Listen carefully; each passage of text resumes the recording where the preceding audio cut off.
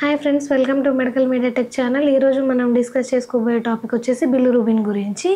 మనం ముందు వీడియోలో ఏం తెలుసుకున్నామంటే pre hepatic jaundice and intra hepatic jaundice and post hepatic jaundice గురించి తెలుసుకున్నాం. ప్రీ హెపాటిక్ జాండీస్ అంటే ఓన్లీ ఆర్బీసీస్ రప్చర్ అయినప్పుడు హిమోలైటిక్ ఎనిమియాలో వచ్చే జాండీస్ని ప్రీ హెపాటిక్ జాండీస్ అని అంటాము. ఇంట్రా హెపాటిక్ జాండీస్ అంటే ఓన్లీ లివర్లో వచ్చే జాండీస్ని ఇంట్రా హెపాటిక్ జాండీస్ అని అంటాము. లివర్ బయట పేగులలో కానీ గాల్ బ్లాడర్లో వచ్చే జాండీస్ని మనము పోస్ట్ హెపాటిక్ జాండీస్ అని వివిధ రకాలుగా తెలుసుకున్నాం కదా. సో ఇప్పుడు జాండీస్ టెస్ట్ అంటే బిలిరూబిన్ టెస్ట్, లివర్ ఫంక్షన్ టెస్ట్లో ఏమేమి ఉంటాయి రకాలు, దాని గురించి ఈ వీడియోలో మనం తెలుసుకుందాం. సో లివర్ ఫంక్షన్ టెస్ట్లో మనకి కొన్ని రకాలైన మళ్ళీ చిన్న చిన్న టెస్ట్లు అనేది ఉండడం జరుగుతుంది. అవి ఏమేమి టెస్ట్లు ఉంటాయంటే బిలిరూబిన్, అది వచ్చేసి total bilirubin and direct bilirubin, indirect bilirubin. ఇలా బిలిరూబిన్ని 2 times డివైడ్ చేయడం జరిగింది, డైరెక్ట్ బిలిరూబిన్, ఇండైరెక్ట్ బిలిరూబిన్ అని. అండ్ ఇంకొకటి ALP and ALT, AST and GGT, total proteins.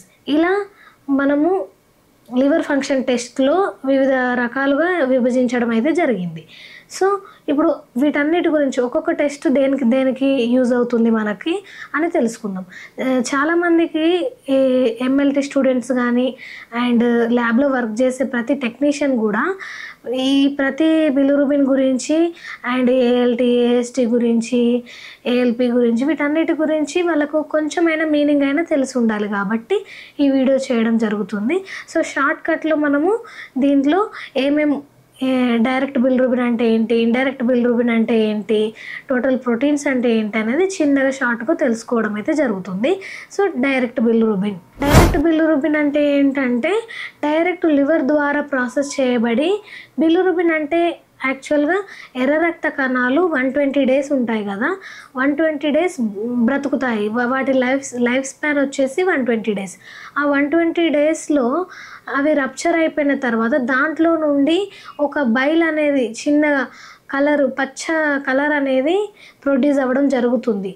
అలా ప్రొడ్యూస్ అయ్యేది లివర్ ద్వారా ప్రాసెస్ చేయబడి బయటికి మలం ద్వారా అంటే స్టూల్ ద్వారా బయటికి వెళ్ళడాన్ని, స్టూల్ ద్వారా కానీ యూరిన్ ద్వారా కానీ బయటికి వెళ్ళడాన్ని మనము బిలిరూబిన్ అని అంటాం. యూరిన్ ద్వారా మ్యాక్సిమం వెళ్ళదు, ఎందుకంటే ఎక్కువ యూరిన్లో ఎక్కువ శాతం ప్రొడ్యూస్ అయినప్పుడు అది జాండీస్ కింద అవుతుంది. ఎంతవరకు బయటికి వెళ్ళాలో అంతవరకు మ్యాక్సిమం స్టూల్ ద్వారానే బయటికి వెళ్ళడం జరుగుతుంది. అందుకనే మనకు స్టూల్ అనేది ఎల్లో కలర్గా రావడం అయితే జరుగుతుంది. సో ఎర్ర రక్త కణాలు అయిపోయిన తర్వాత దాని నుండి లివర్ ద్వారా ప్రాసెస్ చేయబడి బయటికి విసర్జించబడేదే మనకు డైరెక్ట్ బిలిరూబిన్.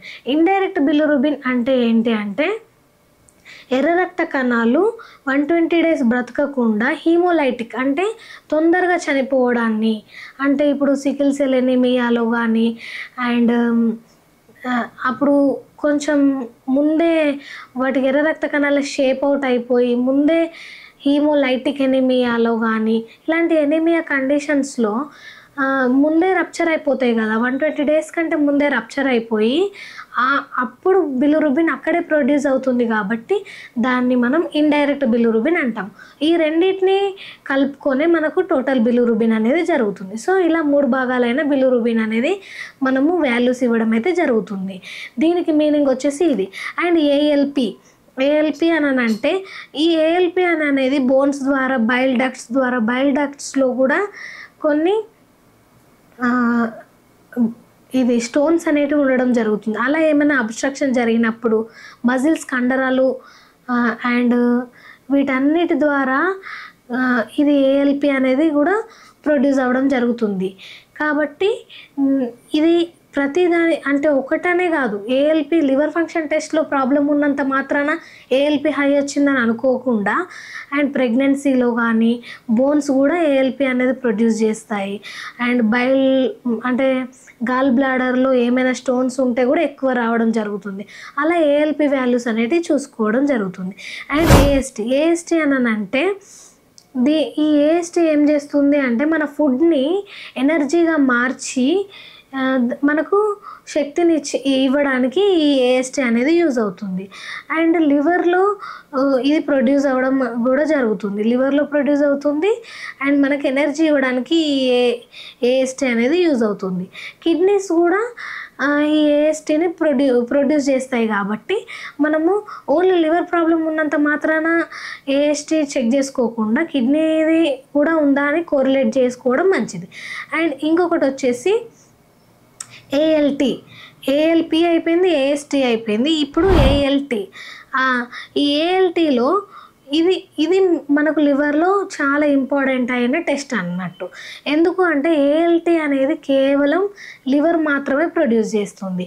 కాబట్టి ఏఎల్టీ వాల్యూ ఎక్కువ వచ్చింది అని అంటే కంపల్సరీ లివర్లో ఏదైనా అబ్స్ట్రక్షన్స్ జరిగిన, వాటి కండరాలు, వాటి టిష్యూస్ ఏమైనా డ్యామేజ్ ఉండి ఎక్కువ సెక్రేషన్స్ ఏమైనా లివర్ నుండి బయటకు సెక్రేషన్స్ ఏమైనా జరుగుతున్నాయా అండ్ ఎలా ఉంది లివర్ కండిషన్ అనేది ఓన్లీ ఏఎల్టీ ద్వారా తెలుస్తుంది. సో ఈ ఏఎల్టీ మనము జాగ్రత్తగా చూసుకోవాలి.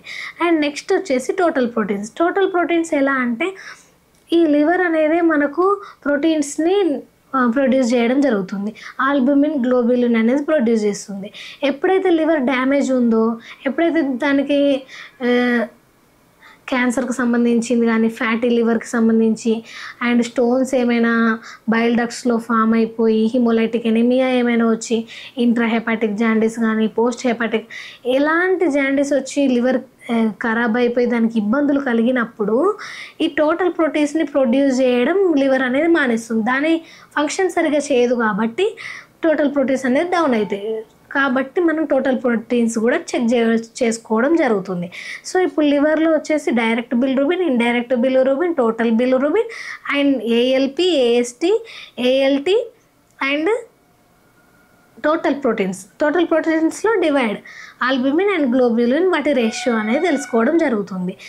సో దీని సిమ్టమ్స్ వచ్చేసి అంటే లివర్ మనకు పాడైంది, మనకు జాండీస్ వచ్చింది అనడానికి జీజీటీ టెస్ట్ కూడా అన్నాను కదా జీజీటీ టెస్ట్ కూడా ఎక్కువ ఎవరైతే తాగుతారో వాళ్ళ దాంట్లో కూడా జీజీటీ అనేది హై వాల్యూ అనేది జరుగుతుంది. ఎక్కువ తాగడం వల్ల లివర్ కూడా పాడవడం జరుగుతుంది. సో జీజీటీ కూడా మనం చెక్ చేసుకోవాలి. అండ్ లివర్ మనకి ఏమైనా ఇబ్బంది ఉంది, మనకు జాండీస్ ఉంది, లివర్ ఏదైనా ప్రాబ్లం ఉంది, లేకపోతే నార్మల్గా కొంచెం వీక్నెస్ ఉన్నా ఏ టైంలో మనము సిమ్టమ్స్ బట్టి ఏ సిమ్టమ్స్లో లివర్ టెస్ట్ చేసుకోవాలి అంటే సో సిమ్టమ్స్ వచ్చేసి డయేరియా, మీకు ఎక్కువ మోషన్స్ అవ్వడం జరిగి లూజ్ మోషన్స్ అలా డయేరియా టైప్లో వచ్చినప్పుడు లివర్ ఫంక్షన్ టెస్ట్ చేసుకోవాలి. అండ్ కళ్ళు కానీ స్కిన్ కానీ ఐస్, స్కిన్ ఇట్లా బాడీలో నెయిల్స్ ఇవన్నీ మనకి పసుపు పచ్చ కలర్లో కనిపిస్తున్నాయి అని అంటే కొంచెం సిమ్టమ్ వస్తుంది, పచ్చగా కనిపిస్తున్నాయి అనుకున్నప్పుడు కూడా మనం జాండీస్ టెస్ట్ అంటే లివర్ ఫంక్షన్ టెస్ట్. లివర్ చేసే పని తీరునే లివర్ ఫంక్షన్ టెస్ట్ అంటాం. దాన్ని ఎలా పనిచేస్తుంది, దాని ఎంజైమ్స్, దాని ప్రోటీన్స్, దానికి సంబంధించిన అన్నీ కరెక్ట్ మోతాదులో రిలీజ్ అవుతున్నాయా లేదా అని తెలుసుకోవడమే లివర్ ఫంక్షన్ టెస్ట్.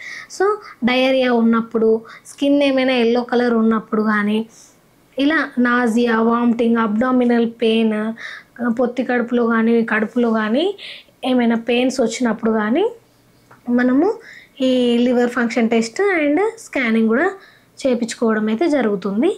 సో ఇది లివర్ ఫంక్షన్ టెస్ట్ గురించి. సో నెక్స్ట్ వీడియోలో మనము వేరే టాపిక్ గురించి డిస్కషన్ చేసుకుందాం. సో దీని గురించి అయితే కరెక్ట్గా అర్థమైంది అనుకుంటున్నాను. So thank you for watching medical media tech channel.